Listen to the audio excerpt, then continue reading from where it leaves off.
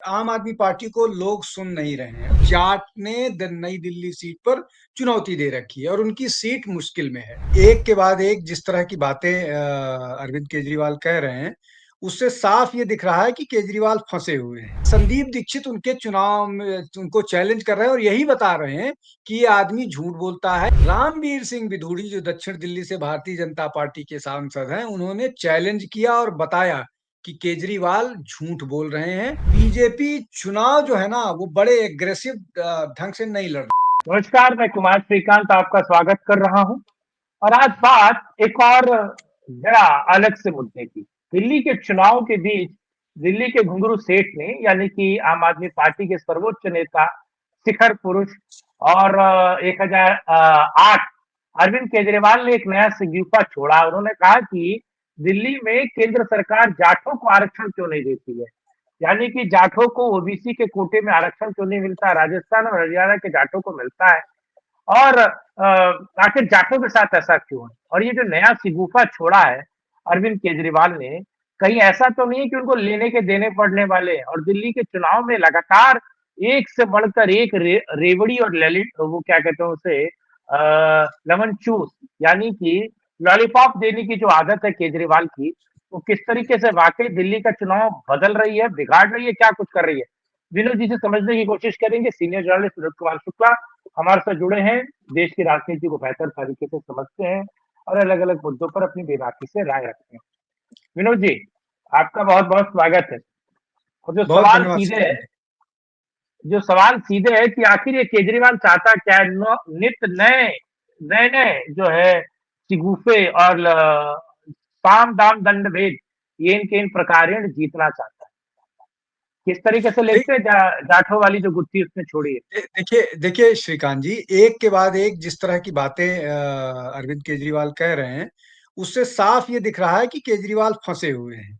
आप जिस तरह के केजरीवाल का पूरा दिल्ली का सिस्टम है वो बिखर गया है और वो जो लगातार डेस्परेट हो रहे हैं, परेशान हो रहे हैं कि जो करना चाह रहे हैं वो हो नहीं पा रहा है।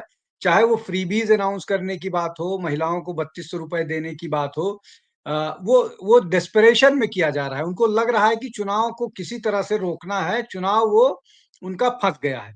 अब दूसरा जो आपका मसला है, जाट के रिजर्वेशन का मामला है, उनको जाट ने नई दिल्ली सीट पर चुनौती दे रखी है और उनकी सीट मुश्किल में है। उनकी सीट मुश्किल से दो कारणों से है। पहला ये कि उनके खिलाफ संदीप दीक्षित हैं, शीला दीक्षित के लड़के, जिनके खिलाफ उन्होंने पूरा प्रोपेगेंडा फैलाया था कि वो भ्रष्ट हैं। उनके खिलाफ 325, 335, 350 पेज का उनके पास डॉक्यूमेंट है और उनके खिलाफ वो एफआईआर नहीं दर्ज करा पाए। और इस तरह के झूठे आरोपों के चक्कर में उनकी उनकी बात को दिल्ली की जनता ने माना और शीला दीक्षित चुनाव हारी। और शीला दीक्षित 4 साल हो गए, उनकी डेथ भी हो गई और उनके खिलाफ एक भी मामला अरविंद केजरीवाल लेकर नहीं आ पाए। तो इस बार संदीप दीक्षित उनके चुनाव में उनको चैलेंज कर रहे हैं और यही बता रहे हैं कि ये आदमी झूठ बोलता है, इसने मेरी मदर के खिलाफ भी झूठा भ्रष्टाचार का आरोप लगाया था और साबित नहीं कर पाया और फिर ये झूठे आरोप लगा रहा है। एक तो ये बात हो गई। दूसरी बात ये हो गई कि एक जाट कद्दावर नेता, जिसकी इमेज को लेकर के कोई वो नहीं है, पूर्व मुख्यमंत्री के पुत्र हैं, वो केजरीवाल के खिलाफ है और ये दोनों मिलकर के केजरीवाल को बहुत मुश्किल में डाले हैं।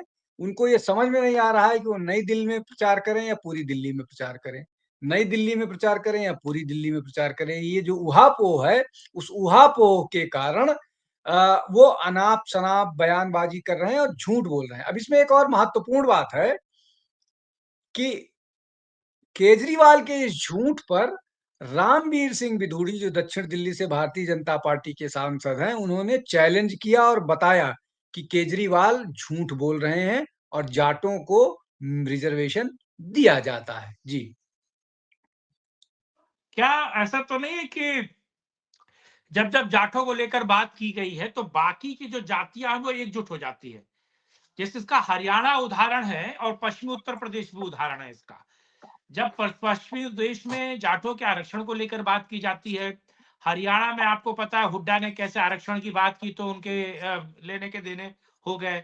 और खास तौर से राजस्थान में आपने देखा किस तरीके से उल्टा पैर जो है जाटों के आरक्षण को लेकर कांग्रेस के लेने के देने पड़े। तो क्या यही अरविंद केजरीवाल के साथ होता हुआ नहीं दिख रहा आपको?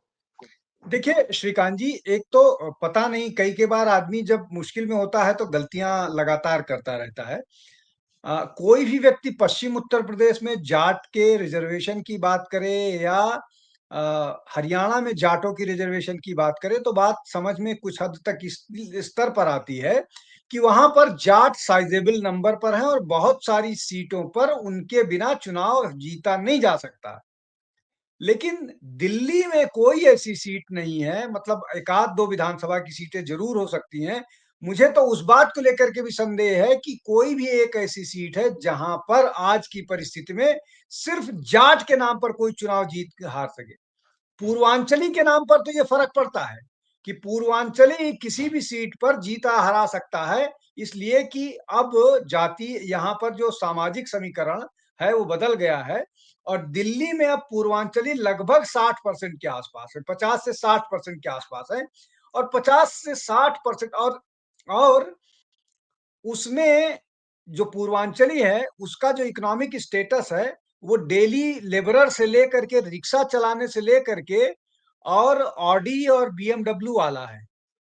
तो ऐसा नहीं है कि यहाँ पर जो पूर्वांचली रह रहा है वो सिर्फ 1500 या 2000 15,000 या 20,000 की नौकरी के लिए आया है। वो बहुत सारे पूर्वांचली ऐसे हैं जो 15-20,000 की नौकरी लोगों को मुहैया करा रहे हैं। तो वो एक बड़ा फैक्टर है, लेकिन जाट के बारे में तो ये वैसा ही है, मतलब इसको कहते हैं कि पैर कुल्हाड़ी पे पैर मार देना। आप इस तरह की बात कर रहे हैं, जाट का रिजर्वेशन आप दिल्ली में बात कर रहे हैं, आपको जाट किसी भी कीमत पर 100% आपके साथ लामबंद नहीं होगा। एक बड़ा जाट नेता आपको छोड़ करके जा चुका है, एक बड़ा जाट नेता आपको चैलेंज कर रहा है। आप किस नाते, किसने कहने पर इस तरह का बयान दे रहे हैं जो आपको नुकसान कर सकता है, ज्यादा फायदा करने की संभावना कम है। आप लेकिन आप ये सोचिए, इसमें भी एक और बात देखिए कि बीजेपी लगातार नैरेटिव नहीं बना रही है, वो काउंटर नैरेटिव लेकर आ रही है। लेकिन अरविंद केजरीवाल इस चुनाव में लगातार नैरेटिव बना रहे हैं, हमेशा अलग अलग मुद्दों पर बात कर रहे हैं। बीजेपी इस मामले में सुस्त नजर नहीं आ रही आपको क्या? सीधे तौर पर देखा जाए तो काउंटर नैरेटिव कर रही है, खुद का नैरेटिव नहीं बना रही है। यानी कि आपको पता है जब क्रिकेट होता है तो एक पिच क्यूरेटर होता है जो पिच बनाता है। तो इस चुनाव के पिच अरविंद केजरीवाल बना रहे हैं और अलग अलग चुनाव में बीजेपी पिच बनाती है। आपको ऐसा नहीं लगता है कि बीजेपी अब काउंटर नैरेटिव कर रही है? वो एक सिगुफा छोड़ देता है, एक मुद्दे पर बात कर लेता है, बीजेपी उसको क्रॉस करती रहती है। देखिए बीजेपी पिच बना रही है या नहीं बना रही है, काउंटर नैरेटिव है, इस पे मैं पूरी तरह से आपकी बात से सहमत नहीं हूं। देखिए, अगर आप कोई बात कहें और वो झूठ कहें और वो बात आप साबित न कर पाए, उससे बेहतर है कि आप ना कहें। और बीजेपी तो पहले से ही अपने जो उनका जो एजेंडा है वो यहाँ पर वो जो फ्रीबीज वाला था उससे इतर जो हिंदुत्व वाला है नैरेटिव उस पर काम कर रही है।